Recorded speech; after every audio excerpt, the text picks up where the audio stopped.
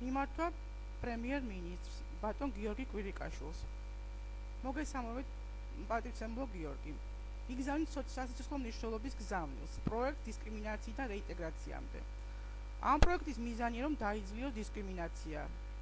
თქვენ არაერთი დისკრიმინაციული ფაქტების მომსწრებ ბრძანდებოდით სხვა მთავრობის წევრებთან ერთად.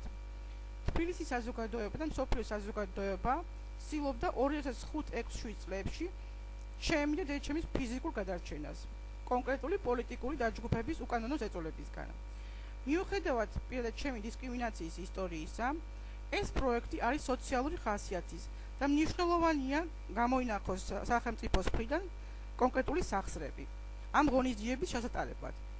მოგახსენებთ, რომ სოციალური რეინტეგრაცია დედაჩემისთვის სიკეთის მომტანი იქნებოდა, მაგრამ დედაჩემის გულიკო ქრისტეფორეს ასული პოლკვადის გარდაცვალების შემდეგ 2009 წელს ჩემი დისკრიმინაციის მდგომარეობა გამძაფრდა, რაც ეკონომიკურ, ფიზიკურ, მორალურ, ფსიქოლოგიურ ზეწოლებით გამოიხატა და დღესაც გრძელდება. არაშესაბამისი დამოკიდებულება არათანასწორ პირობებში ყოფნით მონასტრის ტერიტორიაზე, სადაც დღეს ვცხოვრობ და ვარ ხელოვნურად მოწყვეტილი ოჯახს. თუ შესაძლებელი იქნება ფილარმონიის დიდ საკონცერტო დარბაზში ამ ღონისძიების ჩატარება, ეს იქნება ღირებული ახალი სიტყვა პოლიტიკურ კულტურაში.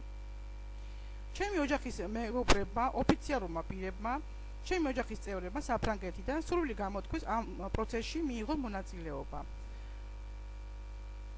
მე უთანაგდობ ყველა იმ პირს საქართველოში, რომელიც არის დისკრიმინირებულ მდგომარეობაში და გთხოვთ ბატონო გიორგი, თქვენს და მე საზოგადოების აქტიური ჩართულობით შევძლოთ ამ 20 წლიანი დისკრიმინაციის ისტორიის დასრულება, რაც აუცილებლობას წარმოადგენს.